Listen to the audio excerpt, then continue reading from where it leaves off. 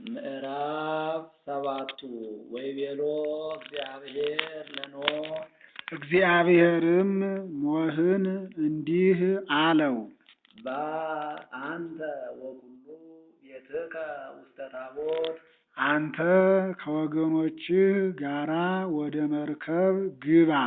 እስመ ኪያከ ረከብኩ ጻድቀ በቅድሜየ በዛቲ ትውልድ እምዛቲ ትውልድ ሲል ነው። ከዚህች ትውልድ ደግ ሰው አንተን አግኝቻለሁና። ወእምእንስሳ ዘንጹህ አብ ምስሌከ ሰባተ ተባይተ ወአንስተ ከሚበሉትም እንስሳት ተባትና እንስት ሰባት እያደረግክ ይዘህ ግባ። ወእምእንስሳ ዘኢኮነ ንጹሐ ክልኤተ ተባይተ ወአንስተ ከማይበሉትም ተባትና እንስት ሁለት እያደረግክ ይዘህ ግባ። ወእምአዕዋፈ ሰማይ ዘንጹህ ሰብዓተ ከሚበሉት አዕዋፍም እንስትና ተባት ሰባት እያደረግክ ይዘህ ግባ። ወእምአዕዋፈ ሰማይ ዘኢኮነ ንጹሐ ክልኤተ ተባይተ ወአንስተ ከማይበሉትም አዕዋፍ ተባትና እንስት ሁለት እያደረግክ ይዘህ ግባ። ዘትሴሰይ ላንተ ምግብ ከሚሆኑ ሰባት ይዘህ ግባ አለው።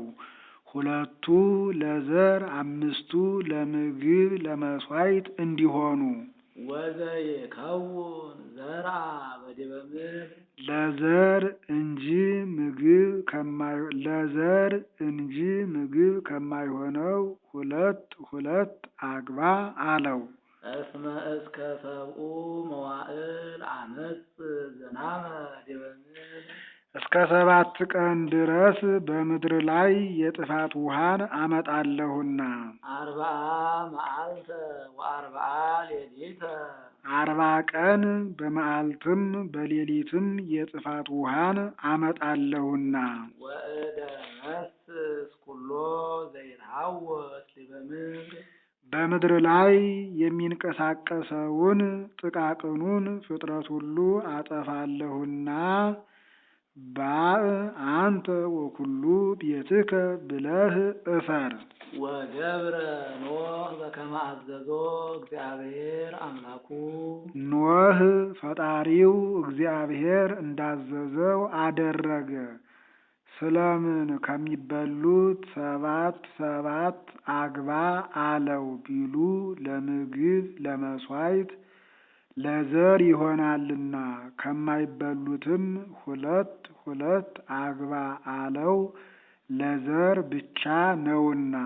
ወአሜሁ ኮኖ ለኖኅ 600 ዓመተ ያን ጊዜ ኖኅ ከመርከብ እስኪገባ ድረስ 600 ዘመን ዓመት ሁኖት ነበር። ወመጻ ማየአይ ላዕለ ኩሉ ምድር በምድር ላይ ሁሉ የጥፋት ውሃ ታዘዘ መጣ።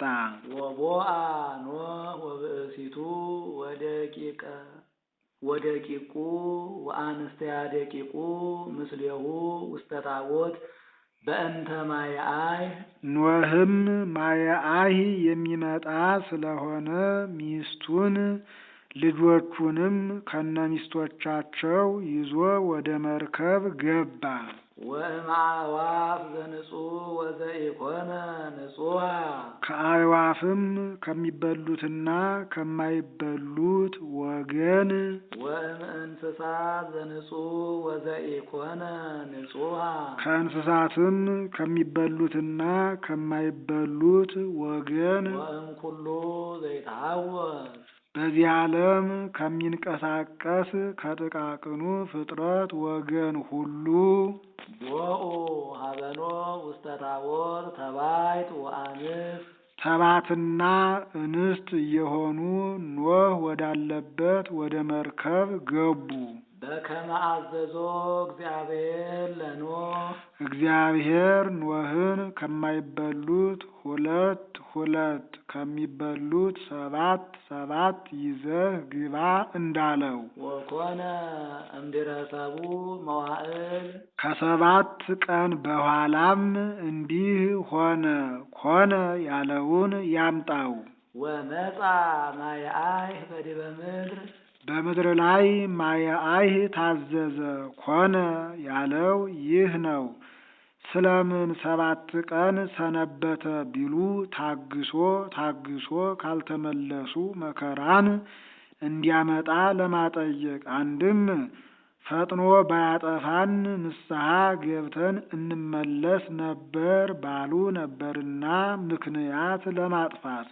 አመ ኮነ 600 ዓመተ ሕይወቱ ለኖህ የኖህ ዕድሜው 600 ዘመን በሆነ ጊዜ በካልዕ ወር በሁለተኛው ወር በግንቦት ዘመን የሚለወጥ በሚያዝያ ነውና ግንቦትን ካልዕ አለው። አመ አሱሩ ወሰኑዩ ለጽልመት ጨረቃ ጠፍ ሁና አድራ ሰርቅ ባደረገች በ12ኛው ቀን በፀሐይ በ17ኛው ቀን ወበይእቲ ዕለት ተፈትኩ ኩሉ ቀላያት በዚያች ቀን ከምድር በታች ያሉ ውሆች ሁሉ በሰባ ዓይን መሬቱን ቀደው ወደ ላይ ፈሉ። ወተርህወ አስራበ ሰማይ ከጠፈር በላይ ያለ ሐኖስም በ7 መሽረብ ተከፍቶ ወረደ። ወኮነ ዝናብ ዲበ ምድር 40 መዓልተ ወ40 ሌሊተ 40 መዓልትና 40 ሌሊት ማየአይህ ዘነመ። ወበይእቲ ዕለት ቦኡ ኖህ ወሴም ወካም ወያፌር ደቂቁ ወብእሲቱ ወአንስተ ደቂቁ ውስተ ታቦት በዚያችም ቀን ኖህ ልጆቹም ሴም፣ ካም፣ ያፌት ሚስቱና የልጆቹም ሚስቶች ወደ መርከብ ገቡ። ከላይ ቦአ ኖህ ወብእሲቱ ካለ በኋላ ወእምድኅረ ሰቡእ መዋዕል መጻ ማየአይህ አለ። ከዚህ በይእቲ ዕለት ተሰጥቁ ኩሉ ቀላያት ወተርህወ አስራበ ሰማይ ብሎ በይእቲ ዕለት ቦኡ ኖህ ወደቂቁ አለ። እንደምን ነው ቢሉ ኖህ ከነልጆቹ ወደ መርከብ የገቡበትና ማየአይህ የዘነመበት ዕለቱ አንድ ነውና በይእቲ ዕለት አለ እንጂ ማየአይህ የወረደውስ ከመርከብ በገቡ በ8ኛው ቀን ነው። ይኸውም ወእምድኅረ ሰቡእ በማለቱ ይታወቃል።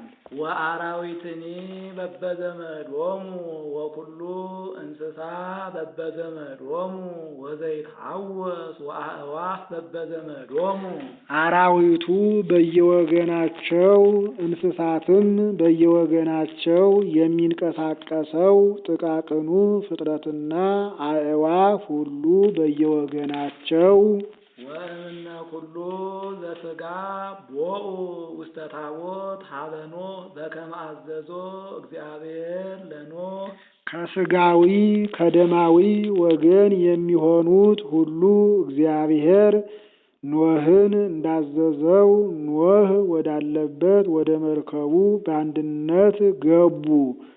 እንደምን ሆነው ይገቡለታል ቢሉ መጥቅ በመታ ጊዜ ተሰብስበው ገብተውለታል። አንድም መልአኩ በነፋስ አውታር እየያዘ ያገባለታል። አንድም በፈቃደ እግዚአብሔር ተሰብስበው ገብተውለታል። ወአጸዋ እግዚአብሔር ለታቦት እምአፍአ እግዚአብሔር የመርከቢቱን መስኮት በውጭ በኩል ዘጋት። የብርሃን መግቢያ መስኮት ትቶ ነበር። መልአኩ ሱርያል በዚያ ውሃ እንዳይገባበት ብሎ በክንፉ ጋርዶለታልና እንዲህ አለ። ወኮነ አይህ በዲበ ምድር 40 መዓልተ ወ40 ሌሊተ በምድርም ላይ 40 መዓልት 40 ሌሊት ማየ አይህ ዘነመ። ወመልአ ማይ ወአልዓላ ለታቦት ውሃውም መልቶ መርከቢቱን አንሳፈፋት። ወተለዓለት እምድር ከምድር ለቀቀች። ወጸንዐ ማይ ጥቀ በላዕለ ምድር ውሃውም በምድር ላይ እጅግ በዛ በረታ። ወጸለለ ይእቲ ታቦት ላዕለ ማይ መርከቢቱ በውሃው ላይ ዋኘች፣ ተንኳፈፈች። ወፈዲሃደ በዝሃ ጥቀ ማይ ዲበ ምድር ውሃው እጅግ በዝቶ ወደ ላይ ወጣ። ወከደነ ኩሎ አድባረ ነዋሃተ ዘመትሐተ ሰማይ ዘመትሕተ ሰማይ ከሰማይ በታች ያሉ ረጃጅሞቹን ተራራዎችንም ሁሉ አጠለቃቸው። ስለ ርዝመታቸው ዘመትሕተ ሰማይ ብሏቸዋል። 10 ወአምስተ እመተ ተለዓለ መልዕልቶሙ ማይ ውሃውም ከተራሮቹ በላይ 15 ክንድ ወጣ። በምን ታውቋል ቢሉ ነቢዩ ባወቀ ተናግሮታል። አንድም ኖህ በጸጋ ሰፍሮታል። አንድም አራራተ ነበረ ታቦት እንዲል መርከቢቱ ከተራራው ላይ ባረፈች ጊዜ ውሃው የነበረበት ቢሰፈር 15 ክንድ ሆኗል። አንድም ገነት ከአራራት በላይ 15 ክንድ ትበልጣለች። ውሃው በከንፈረ ገነት ደርሷል። መርከቢቱ 30 ክንድ ናት። እኩሌታዋን አጥልቋት እኩሌታዋ ቀርቷል። ወሞተ ኩሉ ዘሥጋ ወዘይትሐወስ ዲበ ምድር ወኩሉ እጓለ እማያው በምድር ላይ የሚንቀሳቀስና ስጋዊ ደማዊ ሁሉ ሰውም ሁሉ ጠፋ። ወኩሉ ዘመንፈስ ወኩሉ ዘሃሎ ላዕለ የብስ ሞተ በየብስ ያለው በደመ ነፍስ ሕያው የሚሆነው ሁሉ አለቀ። ወተደምሰሰ ኩሉ ዘይትሐወስ ዲበ ገጻ ለምድር እምእጓለ እመሕያው እስከ እንስሳ ወአዕዋፈ ሰማይ በዚህም ዓለም የሚንቀሳቀሰው ሁሉ ከሰው ጀምሮ እስከ እንስሳ እስከ አዕዋፍ ድረስ ፈጽሞ ጠፋ። ወተርፈ ኖህ ባሕቲቱ ወእለ ቦኡ ምስሌሁ ውስተ ታቦት ኖህ ከእርሱም ጋር ወደ መርከብ የገቡት ብቻ ቀሩ። ወተለዓለ ማይ መልዕልተ ምድር 150 ዕለተ ውሃውም በምድር ላይ 150 ቀን ሙሉ መልቶ ኖረ። 40ውን ቀን ሳያቋርጥ ዘንሟል። 110 ቀን ሳይጨምርም ሳይጎድልም ሰንብቷል። 150 ቀን ያለውም ይህ ነው።